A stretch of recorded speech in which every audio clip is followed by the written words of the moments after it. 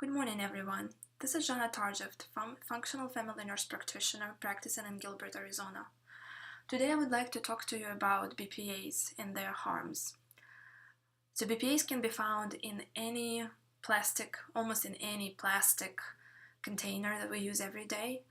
Also in the plastic goods that are sold even at Sprouts Market, like fermented cabbage. The acidity of fermented cabbage or tomato sauce makes it even more dangerous because it promotes the leaking of BPA into the food source, into the food itself. BPA can also be found in cashier checks or receipts.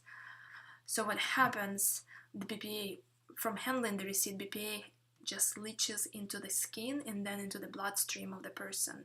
I highly advise to people who have to handle BPA receipts every day or BPS receipts. There is a new substance called Bisphenol-A that's supposed to be better than BPA, but there is no research about it. So I highly advise to people who handle BPA receipts to wear gloves, any kind of gloves, especially if they have to deal with the receipts. So why BPAs are bad for us humans and probably for our pets too? BPAs are also called xenoestrogens. Xenoestrogens are artificial estrogens that act like estrogens in our body.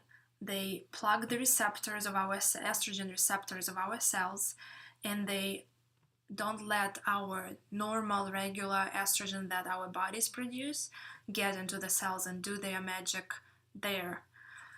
What happens? The estrogens accumulate in the body tissues, they accumulate in our bloodstream, and they provoke estrogen positive cancers in a lot of times. For example, breast cancer could be estrogen positive, ovarian cancer could be estrogen positive, as well as some other cancers definitely can be promoted by that too. They also impair detoxification, they impair liver function, they act like xenoestrogens in the fetus. So the last advice is to avoid buying fermented foods in plastic containers.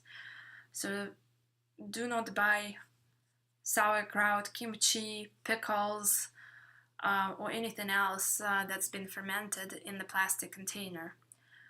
It's unfortunate, but still, with a healthy dose of probiotics and prebiotics, we can get an unhealthy dose of BPA.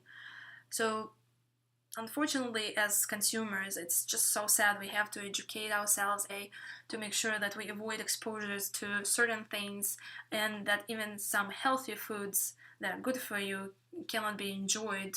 Because what if I like that brand of sauerkraut, but I have to avoid it because of the plastic container?